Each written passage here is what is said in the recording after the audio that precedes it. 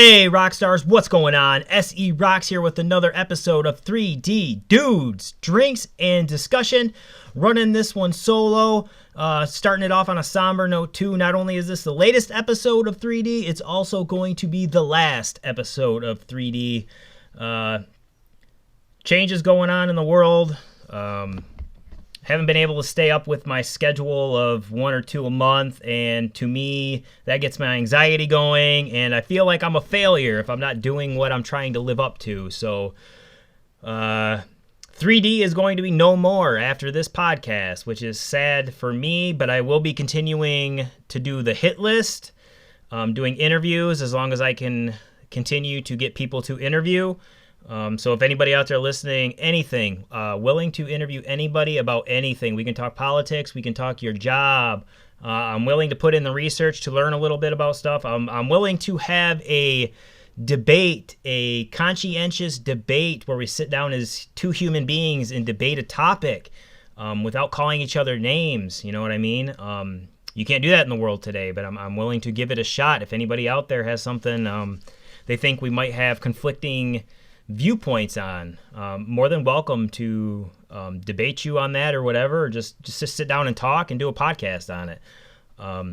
I just did a podcast with Spilled Paint on the release of his forthcoming album, Sins of a Man, that is dropping on Friday, June 12th. Be sure to check him out and support him. I believe he's going to have physical copies of his CD for $10. You can hit him up on all his social medias at Spilled Paint. I think it's Spilled Paint MI, as in Michigan. Be sure to check him out. Give him a really talented lad there.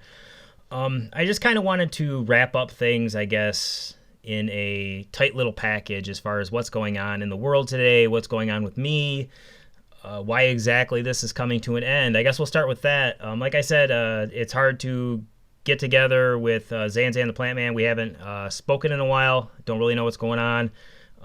It is what it is, though, and don't really want to start with a new co-host, so I'm not even going to search, because it's hard finding someone who wants to sit down and fucking podcast or whatever for however long, hour and a half, once or twice a month, about random topics, and not everybody has the equipment to do so, so I just decided we'll nix it, because, like I said, I'm very anxiety-ridden when I'm not sticking to plans and schedules that I set for myself. I wish I was that way with my goals or dreams, because I'd probably be somewhere better off than where I am now, which is in a shithole, which is kind of where the whole country is right now. Kind of went full circle with that one. The world is in fucking shambles right now, if you guys haven't realized it. I don't care what side of the aisle you're on as far as right-wing, left-wing, Republican, Democrat. I'm so sick of seeing people be treated differently by the color of their skin, by their gender, by what they identify as. It fucking makes me sick, man. Some of the comments and stuff I've seen on local yard sale sites and stuff, just the racism is so fucking rampant in the area I'm in that it seriously makes me sick to my stomach to see it. I just don't know why we can't see each other as human beings instead of seeing each other as anything else. I mean, we all breathe the same air. We all bleed the same blood. And to not see that is just, it's fucking insane to me. And we're raising our kids in this area. I'm raising my son. I'm trying to teach him the best I can without forcing his hand on what to believe, because I want him to make his own choices. I want him to believe in what he believes in, but I also don't want the area that we're in to force his hand either. And it's very difficult. I get harassed just for having a fucking Bernie Sanders flag. I have a dump Trump sign out, and that's my personal opinion. That's my freedom of speech. I don't drive by people with Trump flags and fucking scream, "Hey, fuck you," and people have kids outside. I have a child outside, and these ignorant motherfuckers are driving by yelling shit. I got a threat yesterday. Somebody drove by something and it's my neighbor. I know who it is. I don't know what's going on. I'm starting to feel threatened living here. just by comments that are being made. I'm pretty sure he drove by yesterday and took pictures or video. I don't know what the fuck he's doing with them. Maybe he's posting it Snapchat saying, negative comments. But I have a fucking child, and that's what I'm looking out for. And I do not feel that this area is going to let him grow. I'm stagnant as fuck. I'm miserable right now. I love my house. I love my family. I have a decent situation, but I'm fucking miserable because I don't have people to talk to around me who, we have the same ideals. We can sit down and talk. We can go hang out or whatever. Like, I don't have that here. And a lot of people don't. There's not a lot of people that I connect with on any level around here. And it's nice to see my child have friends, even though at their age they're talking some mad political shit that, like, when I was a kid, man, I didn't know what politics was. My parents never talked politics. I didn't watch the news. I didn't give a shit. And I really wish kids were like that nowadays. But I'm guilty of it myself. I'm not perfect. I'm not claiming fucking that I don't have a hand in the things that I'm saying right now, because I talk politics all the time around my child. Do I call our president names? Yes, I do. Should I not do that? Yes, I shouldn't. I'm man enough to admit that. But he is a smart enough kid that he can see, like, what the fuck is going on. He can see the division that this country is forcing upon itself, and just everything going on with COVID, with the racism, with people losing their jobs, and people fucking making it out to seem like they want to sit home and collect money, which, if you ask me, I'm not getting unemployment right now, and I am off work. I have zero fucking income. Does it bother me a little bit that I can't get unemployment? Yes, but am I pissed off at people who can get that unemployment and get that extra $600? No, because for most of them, it's putting them up to what a fucking living wage would be anyway.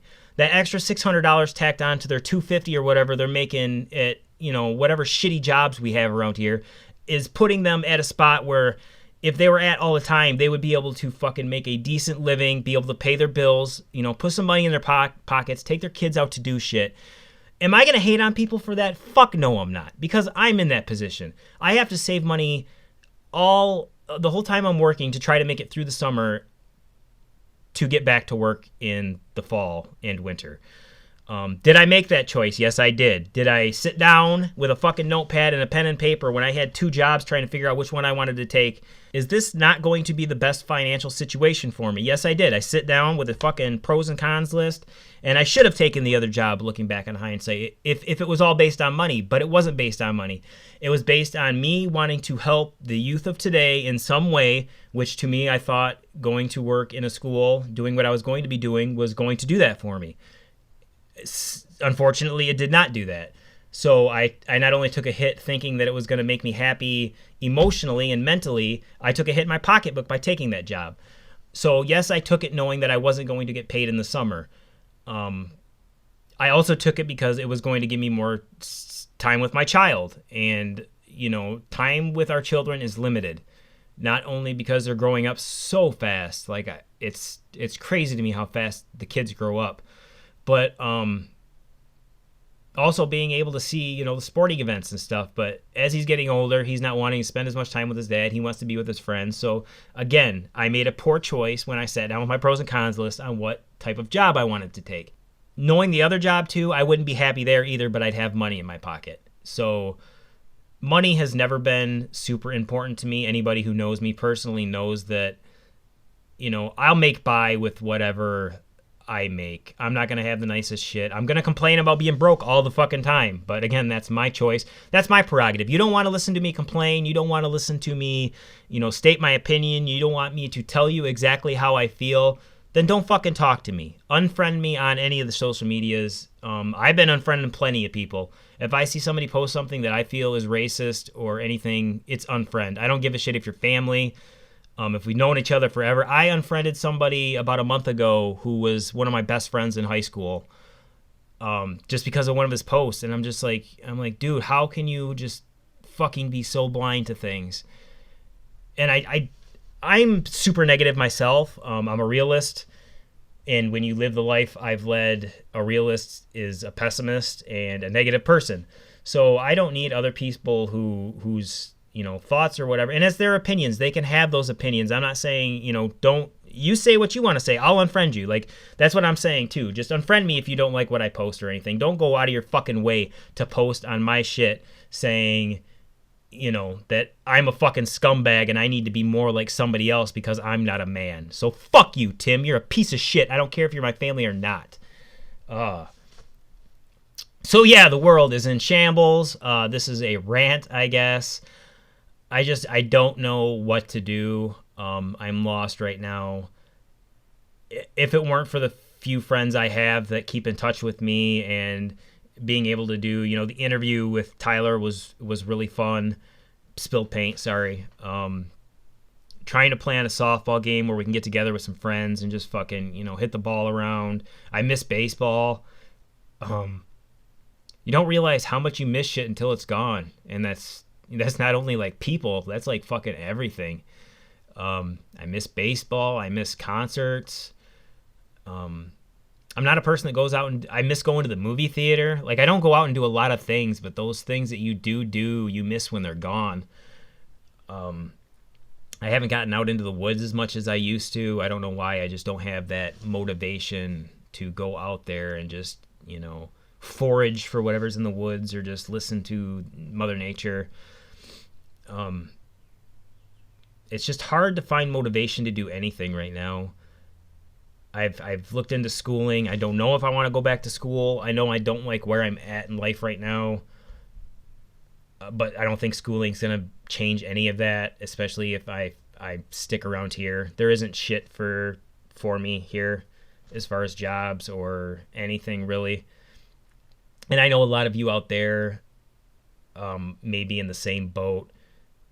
I've talked to somebody who said, they're a little bit older than me, but they also feel like, they're just spinning their wheels. They don't know what they're doing, where they're at, which kind of makes me feel a little bit better because it seems like every month I feel like I'm hitting a midlife crisis. Like I feel like I need to go out and buy a brand new car right now because I've seen people around me buying brand new cars. So I've never felt that way, but for some reason it just got to me. Like I've worked hard. I like to think I've worked hard and put in 120% with every job I've ever had. And I'm driving junk. Like 2 weeks ago, the lawnmower I just bought, which was used, blew up. And then the day after, the rototiller I bought last year blew up. And it seems like everything I have is fucking junk. And just like, it's frustrating. When you work what you think is hard and you don't really have anything to show for it. I have a house that is paid off, which I am very fucking grateful for. I have a nice little plot of land, which is what's hard for me to leave because like this is where I grew up. This is where so many memories of mine have been made, both super negative to borderline negative. Most of my memories as a kid were fucking negative. So this might not be the best place, but I've tried making decent memories for me and my child and, the friends that come here. I try to make this place welcoming, and have a good time with them. So it's just, the world is fucked up. Black Lives Matter. Support anything Black Lives Matter. I don't know even what to say without just going on another fucking tangent, which I don't want to do. Just be kind to one another, man. Like the 6 of you guys out there listening, most of you guys, probably 99.9% of the 6 are really good people. You'll take care of each other. If somebody's down, you'll try to pick them up. And I pride myself in the fact that you guys are my listeners. You're the kind of people that I want to be around. Just be kind to one another. Don't feed into all the negativity. It's so easy to just, fall in line with what's going on. Just be good people. Look out for one another. Help each other out.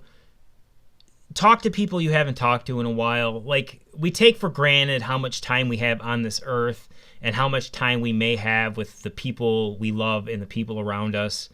It's not weird to tell your friends you love them, man.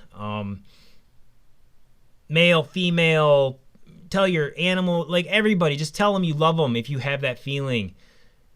Because you don't know if they're going to be around tomorrow. You don't know if you're going to be around tomorrow.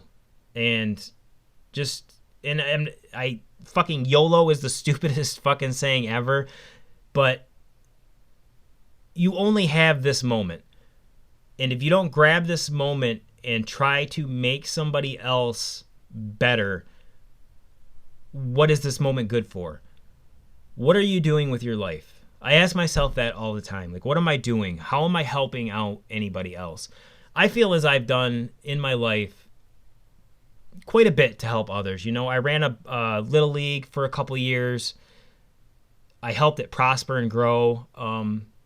I like to look back and think that maybe those kids will remember me as their coach as fondly as I remember my Little League coach.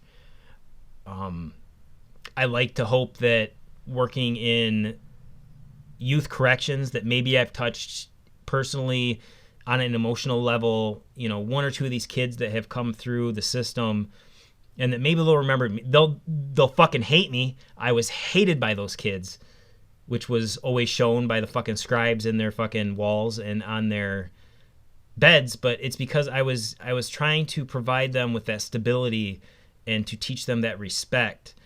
So maybe they hated me then, but hopefully in 10, 15 years, when they have their life together, maybe they'll be like, man, that Mr. J, he was a motherfucker, but, you know, he believed in me.